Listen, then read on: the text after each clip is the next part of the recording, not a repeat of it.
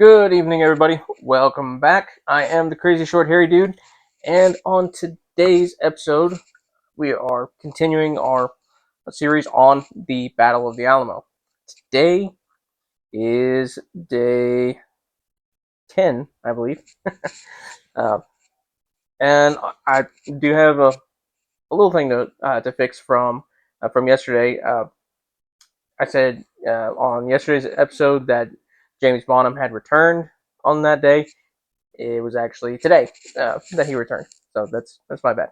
Uh, he returned with news that Colonel Fannin was not going to arrive, so morale was really low for the Texans, and while on the other side, the Mexican army, their morale was high because they got in fresh reinforcements. So you remember that Santa Anna had sent off uh, some of his men to go down towards like Goliad and Gonzales to try to stop people from reinforcing the Alamo.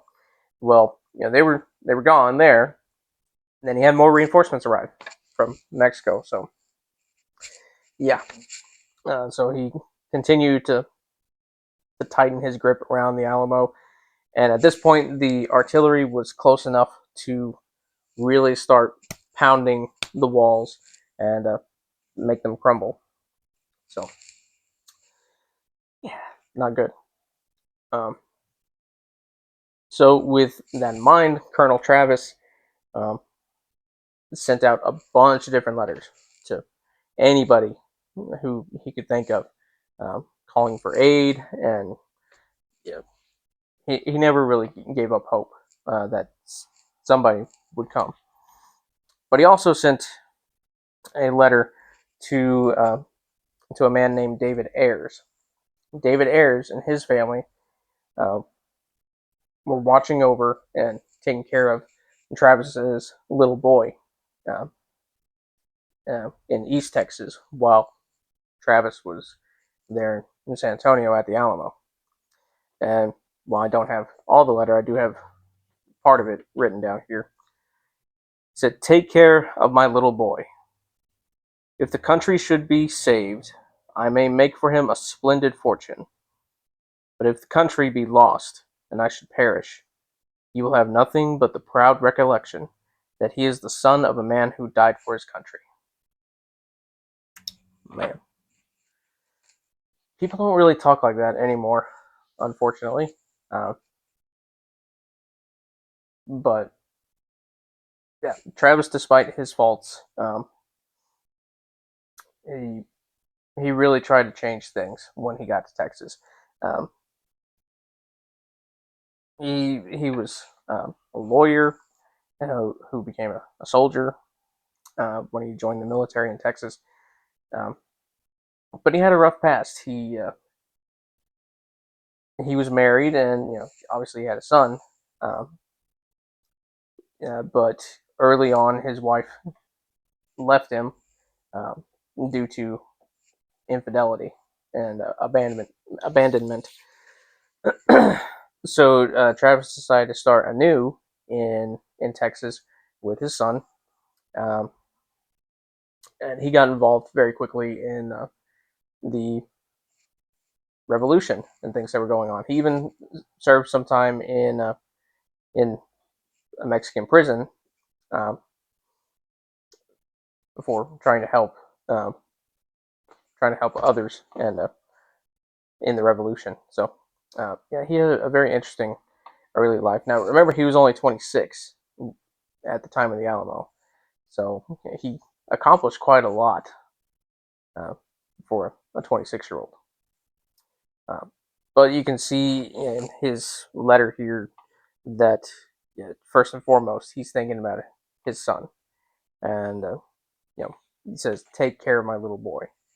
You know, um,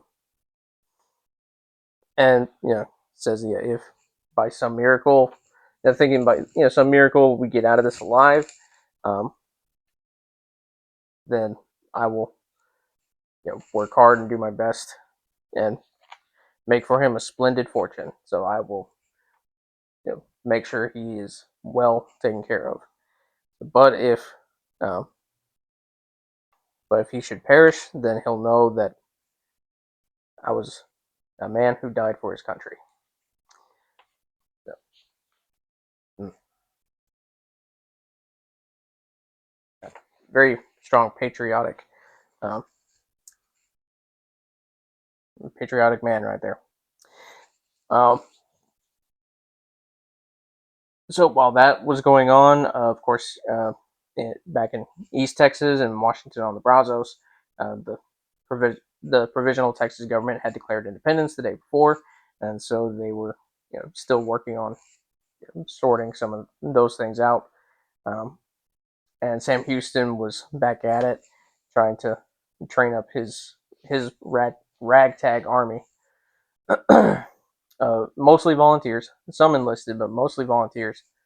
Uh, I mean, not all just white guys. There was a lot of people from various races, um, some Native Americans and uh, some Mexicans and Tejanos is what they called. I called them, and we'll get into a little bit more about the Tejanos later on. Juan Seguin was another famous, uh, famous Tejano. Uh, and also Sam Houston, little fact that I think I failed to mention yesterday, he founded the Texas Rangers, not the baseball team, but the Texas Rangers. He had a group of guys that acted as scouts, and well, he called them Rangers, and they would do some covert stuff, spying on the enemy, but they would also try to help families who were trying to escape from the Mexican army. They would try to give them a clear path, and help them along the trails and stuff. Uh, they came in very handy.